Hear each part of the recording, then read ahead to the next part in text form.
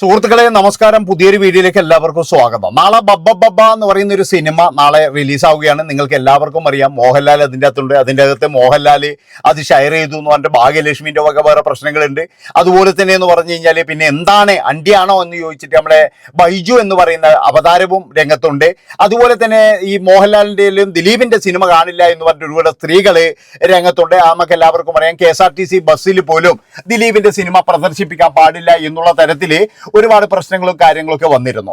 നാളെ ഇപ്പൊ ബബ്ബ എന്ന് പറയുന്ന സിനിമ തിയേറ്ററിൽ തടയുമോ അല്ലെങ്കിൽ ആരെങ്കിലും വരുമോ എന്നുള്ളൊരു ചോദ്യമാണ് എല്ലാവരും ചോദിക്കുന്നത്. അതായത് ഏതെങ്കിലും ഒരു സ്ത്രീ വന്ന് കുഴപ്പം ഉണ്ടാക്കിയാൽ തന്നെ അവർക്ക് നല്ല ഒരു മീഡിയന്റെ ഒരു ഇത് കിട്ടും എന്നാണ് എനിക്ക് തോന്നുന്നത്. ഏതെങ്കിലും ഒരുത്തി വന്നിട്ട് എന്തെങ്കിലും പറഞ്ഞു കഴിഞ്ഞാൽ മതി.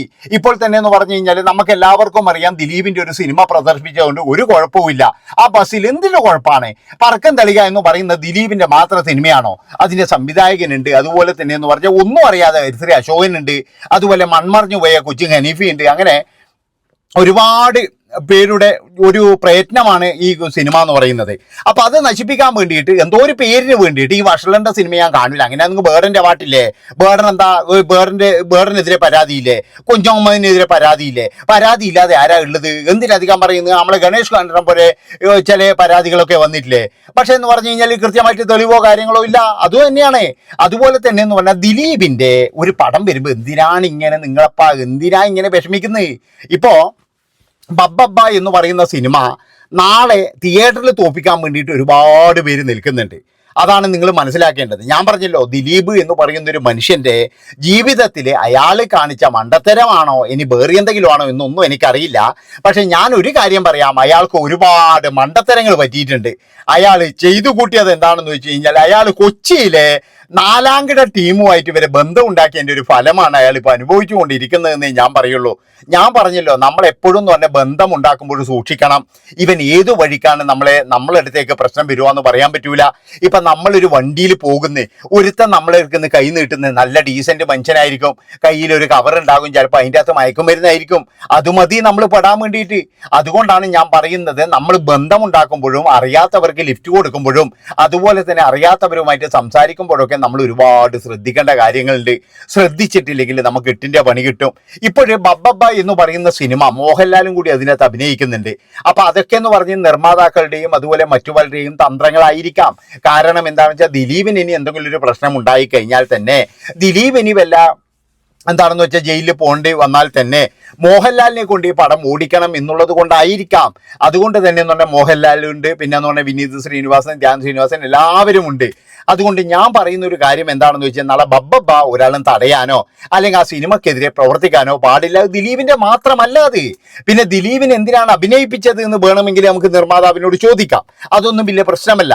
പക്ഷെ നാളെ എന്തെങ്കിലും ഒരു പ്രശ്നം ഉണ്ടാകുമോ എന്നുള്ള ഒരു സംശയം നല്ല രീതിയിലുണ്ട്. അതുകൊണ്ട് തന്നെ കുറച്ച് ജാഗ്രത പാലിക്കണം. എന്തെങ്കിലും ഒരു പ്രശ്നം ഉണ്ടായി കഴിഞ്ഞാൽ പിന്നെ എന്ന് പറഞ്ഞാൽ പടം ചിലപ്പോഴും എന്ന് പറഞ്ഞാൽ തടസ്സപ്പെട്ടു പോകും. അതാണ് എനിക്ക് പറയാനുള്ളത്. ബുക്കിംഗ് ഒക്കെ നല്ല ബുക്കിംഗ് ആണ്.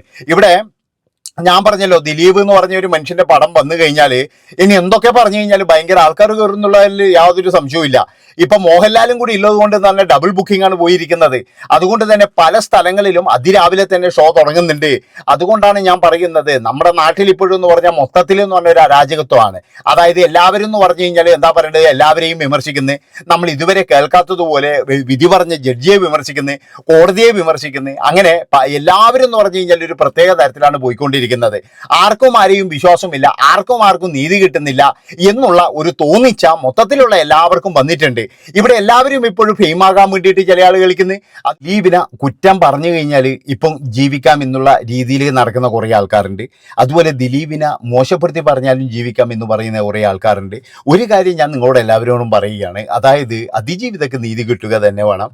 അതെന്ന് പറഞ്ഞു കഴിഞ്ഞാൽ ഞാൻ പറഞ്ഞല്ലോ, ഈ പൾസർ സുനിക്ക് 12 കൊല്ലം തടവ് കൊടുത്തോണ്ടൊന്നും ഒരു കാര്യമില്ലായിരുന്നു. ആ ചങ്ങായിയൊക്കെ എന്ന് പറഞ്ഞു കഴിഞ്ഞാൽ ഇനിയിപ്പോൾ അതിലും വലിയ കോടതി പോകും. കാരണം ഇവന്മാർക്ക് പൈസ ഉണ്ടോ? അതാണ് നിങ്ങൾ മനസ്സിലാക്കേണ്ടത്. നമ്മളെ പോലെയൊന്നും അല്ല.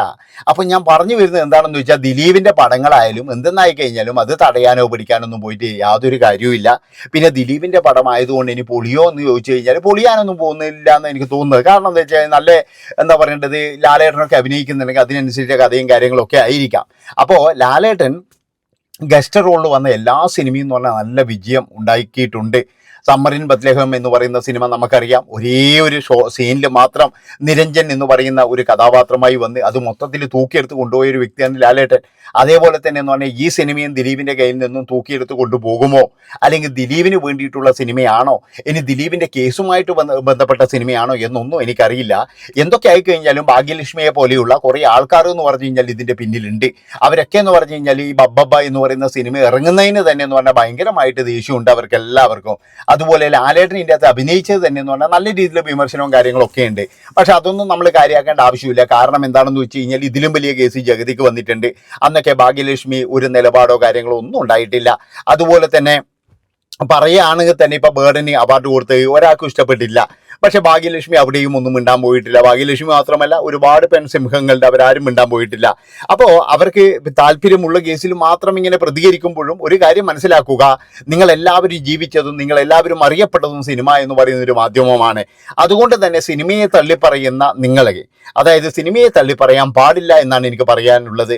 പണ്ടൊരിക്കലും രാംലീല എന്ന് പറയുന്ന ഒരു സിനിമ, രാമലീല എന്ന് പറയുന്ന ഒരു സിനിമ വന്നപ്പോൾ ഭാഗ്യലക്ഷ്മി പറഞ്ഞിട്ട് ഈ സിനിമ കാണരുത് എന്ന്, അതെന്ന് പറഞ്ഞാൽ നല്ല വിജയത്തിൽ ഓടിയിട്ടുണ്ട്. അതുപോലെ തന്നെ ദിലീപിൻ്റെ ഈ സിനിമ നാളെ ശത്രുക്കൾ പോലും കാണുമെന്നാണ് എനിക്ക് തോന്നുന്നത്. ഇപ്പോൾ ഈ പറയുന്ന ജയിച്ചു തന്നെ, അതായത് KSRTC ബസ്സിൽ ഉണ്ടായ ആ ഒരു പ്രശ്നം നമുക്ക് ഏറ്റെടുത്ത് കഴിഞ്ഞാൽ ഇപ്പോൾ ഏതെങ്കിലും ഒരാളിനി അതിൻ്റെ ഉള്ളിൽ കിടന്നിട്ട്, തിയേറ്ററിൻ്റെ ഉള്ളിൽ കിടന്നിട്ട് വല്ല പ്രശ്നം ഉണ്ടാക്കുമോ എന്നുള്ളൊരു സംശയമുണ്ട്. അതുകൊണ്ട് എനിക്ക് പറയാനുള്ളത്, നിർമ്മാതാക്കളായാലും തിയേറ്ററിൻ്റെ ആൾക്കാരായി കഴിഞ്ഞാലും ഒരു ജാഗ്രത പാലിക്കണം. വരുന്നവർക്ക്, ടിക്കറ്റ് എടുത്ത് വരുന്നവർക്ക് യാതൊരു പ്രശ്നവുമില്ലാതെ സിനിമ കാണാനുള്ള സൗകര്യങ്ങൾ ഉണ്ടാക്കി കൊടുക്കണം എന്നാണ് എനിക്ക് പറയാനുള്ളത്. അതിനു വേണ്ടിയിട്ടുള്ള കാര്യങ്ങൾ ശരിക്കും ജാഗ്രത വേണ്ടി വരും. കാരണം എന്താ വെച്ചാൽ ഒരു KSRTC ബസ്സിൽ നിന്ന് ഒരു സ്ത്രീ പ്രതികരിച്ചിട്ടുണ്ടെങ്കിൽ തീർച്ചയായിട്ടും ഒരു തിയേറ്ററിൽ നിന്ന് ദിലീപിനെതിരെ എന്തെങ്കിലും തരത്തിലുള്ള ഒരു പ്രതിഷേധം ഉണ്ടാകാനുള്ള ചാൻസുകൾ തള്ളിക്കളയാൻ കഴിയില്ല. ഒരു ചാൻസുകൾ മാത്രമാണ്, അല്ലാതെ ഇതൊന്നും ഉറപ്പായിട്ട് നാളെ ഉണ്ടാകും എന്നൊന്നും അല്ല പറയുന്നത്. പക്ഷെ എനിക്ക് തോന്നുന്ന ഒരു കാര്യം ഞാൻ പറഞ്ഞു എന്നേ ഉള്ളൂ. ഞാൻ പറഞ്ഞല്ലോ, ദിലീപിന്റെ കേസിൽ ഇപ്പം എങ്ങനെ പോയി കഴിഞ്ഞാലും പറഞ്ഞാൽ ദിലീപിനെതിരെ നീങ്ങിക്കഴിഞ്ഞാൽ നല്ല പേര് കിട്ടും, അതുപോലെ തന്നെ നല്ല സഹായങ്ങൾ കിട്ടും, യാതൊരു പ്രശ്നങ്ങളും ഉണ്ടാവില്ല എന്ന് എല്ലാവർക്കും അറിയാം. അങ്ങനെ ഒരുപാട് നേട്ടങ്ങൾ ഉള്ളത് കൊണ്ട് തന്നെ പലരും നാളെ പ്രശസ്തി ഉണ്ടാക്കാനാണ് നോക്കുക. പലരും നാളെ നോക്കും, വൈറലാകാൻ വേണ്ടിയിട്ട് പല പരിപാടികളും നോക്കും. ജയിലിൽ കിടന്നാലും വേണ്ടിയില്ല, വൈറലാകണം അങ്ങനെ വിചാരിക്കുന്ന കുറേ ആൾക്കാരുണ്ട്. അവർ പല പണികളും നോക്കും എന്നുള്ളതിൽ യാതൊരു സംശയവുമില്ല. ഞാൻ പറഞ്ഞല്ലോ, ഇപ്പൊ അതിജീവിതന്റെ ഫോട്ടോയോ കാര്യങ്ങളോ എടുത്ത് വന്നു കഴിഞ്ഞാൽ എല്ലാവർക്കും നല്ല പേരും കാര്യങ്ങളൊക്കെയാണ്. ആരും ഒന്നും കുറ്റം പറയില്ല, ഒന്നും പ്രശ്നമാക്കൂല. അതാണ് നിങ്ങൾ മനസ്സിലാക്കേണ്ടത്. അപ്പോൾ ഇതാണ് നാളെ നടക്കാൻ പോകുന്നത്. ഏതായാലും ബബ്ബബ്ബ എന്ന് പറയുന്ന ഒരു സിനിമ നമുക്ക് എല്ലാവർക്കും കാണാം. എന്താണ് അതിൽ കാണിച്ചു വെച്ചിരിക്കുന്നത്, അല്ലെങ്കിൽ എന്താണ് ചെയ്തു വെച്ചിരിക്കുന്നത് എന്നുള്ള കാര്യങ്ങൾ നമുക്ക് തീർച്ചയായിട്ടും തന്നെ നമ്മളെ തിയേറ്ററിൽ കാണണം. അതുപോലെ തന്നെ ഞാൻ പറഞ്ഞല്ലോ, സിനിമ എന്ന് പറഞ്ഞു കഴിഞ്ഞാൽ ദിലീപിനോട് വിരോധമുള്ളവർക്കും കാണണം, വിരോധമില്ലാത്തവരും കാണണം. കാരണം ഒരുപാട് പേരുടെ കഷ്ടപ്പാടാണ്, ഒരുപാട് പേരുടെ സ്വപ്നമാണ്. പിന്നെ ഞാൻ ഈ പറഞ്ഞ പോലെ ദിലീപിനെ ഇതിൻ്റെ അകത്ത് വിലക്കിയിട്ടൊന്നുമില്ല. അതാണ് നിങ്ങൾ മനസ്സിലാക്കേണ്ടത്. വിലക്കിയിട്ടുണ്ടെങ്കിൽ നമുക്ക് കുഴപ്പമില്ല, വിലക്കിയിട്ടുണ്ടെങ്കിൽ പിന്നെ ഒരു സിനിമ നമ്മളാരും കാണാൻ പോവുകയും ചെയ്യരുത്. അപ്പോൾ ഇത് മാത്രമാണ് എനിക്ക് പറയാനുള്ളത്. ഇത്രയും പറഞ്ഞുകൊണ്ട് ഈ ഒരു വീഡിയോ ഇവിടെ വെച്ച് വൈൻഡപ്പ് ചെയ്യാണ്. നന്ദി, നമസ്കാരം.